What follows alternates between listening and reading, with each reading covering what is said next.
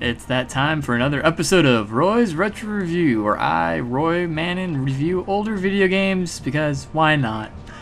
Today's episode, we're going to be looking at Dark Forces, originally for the PC and ported to the PS1 later, back in 1995. So the story of Dark Forces follows Kyle Katarn, a former Imperial soldier turned mercenary after realizing that he was lied to by the Imperials, that his parents were killed by rebels, and it was actually the other way around. The Imperials killed his parents. So and joins the rebels for the most part and is tasked with various missions. The game starts off with him being ordered to get the plans for the Death Star. That's just kind of the opening act where you get a hang of the gameplay mechanics and everything. The real storyline follows that a year after that, he is tasked with finding out more about what is called the Dark Stormtrooper Project, a special project that basically creates super stormtroopers. And it's his adventures in, making sure that is destroyed completely. On the whole, the story is very basic.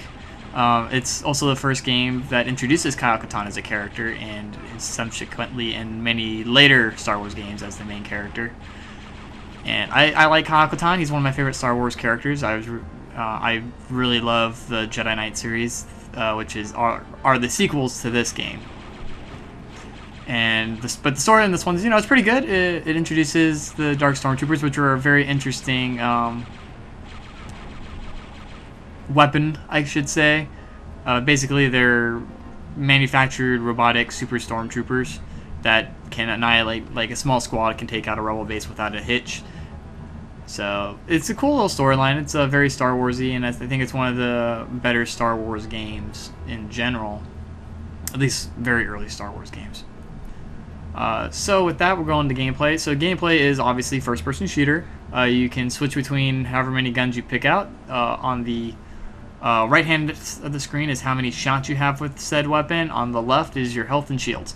You collect ammo from dead bodies and caches and find shields all over the place, as well as health boxes and ammo boxes. And that's really it. You just go around and collect all that stuff. And there are certain ammo caches that are depending on what weapon you have equipped, what ammo you get. It's not there's not always just this ammo is good for this weapon. Although, no, this one does have that. Never mind. That is how this one works. I'm getting this one in a later game mixed up. Anyway, you can only really aim side to side. You can look up and down, which was a big thing when this game first came out, because originally in most FPSs you couldn't do that. It would you're stuck in one way, just side to side shooting. And this one's the same. You don't really have to aim. You just kind of point in that general direction and he'll shoot in that general direction. So it's very simple. It's also very unforgiving.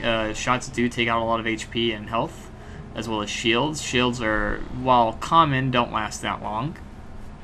And health is very scarce and hard to come by. So you gotta be kind of careful with that. Graphic-wise, obviously it's not very impressive, but it's because it's an old DOS game. But I remember this was one of the first Star Wars games I played when I was a kid. I got it for the PC because that's what I was playing heavily at the time. I had a Sega Genesis, but I was, I had just really Sonic and a couple other games for it. PC is what I played mostly as a kid. This is, like I said, this is one of the very first PC games I really fell in love with. This also spawned my love for, like I said, Kyle Katarn and the Star Wars Jedi Knight series, which I feel is one of the best Star Wars franchises and all that good stuff. And I just had a lot of fun with it. Once again, back when I was playing this when I was young, I sucked at it. I could do the first level and the second level, and then once I got to the sewers, I think this is one of the games that helped develop my phobia of water in games. Between this, Super Mario 64, and Shadows of the Empire, those three games really developed my fear for underwater, first person, or just underwater in general. Don't ask when I do there is going to be a Mario 64. I'll explain that one more in that one. But let's just say I hate underwater exploration, so I usually got stuck in the sewer levels as a kid. Now I can do it easily because the graphics aren't that great, so I can usually build a wall, unlike Super Mario 64, which still creeps me out for reasons I'll explain in that one. But anyway, the environments are pretty cool. They're very varied, and you go from basic moon stretching to kind of a red hazy to sewer atmosphere, and they did a really good job differentiating the textures and visuals of the game on the whole. So yeah, I think that's pretty much it for Dark Forces. It's mission based. Every time you do a mission, you go to a little mission briefing and you get brought up to speed on what's going on, and you go from there. Nice little intro to kind of the story or whatever level you're going in.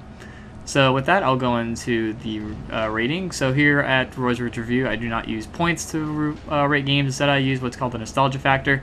The nostalgia factor is based on two things. It's based on my original memories of the game, playing it as a kid or whenever I played it first, versus my playthrough of it this time. There's 4 categories. There's classic, which I think means, the game's great. It holds up well over time. Everybody should play it. It's probably one of the best games ever to be made, and you should really go check it out. Fond memories means, I like the game. It's a good game. It's great. It didn't really hold up over time and kind of wonky sometimes, but, generally it's, I enjoyed it, but, if I were to play it today, I'd be kind of meh on it. I remember it being better is exactly what it sounds like. I remember the game being better on release. I don't know why I liked this game at one point, and I'm questioning why that is at the moment. That is that rating, and piece of crap means it's a piece of crap, and was a piece of crap then, still a piece of crap now. So if you played those kind of games, I'm sorry. If I review those, don't play them. I'm warning you now. They're probably some of the worst games ever created. Dark Forces, I give a fond memories rating. While the game is still fun, I do enjoy it.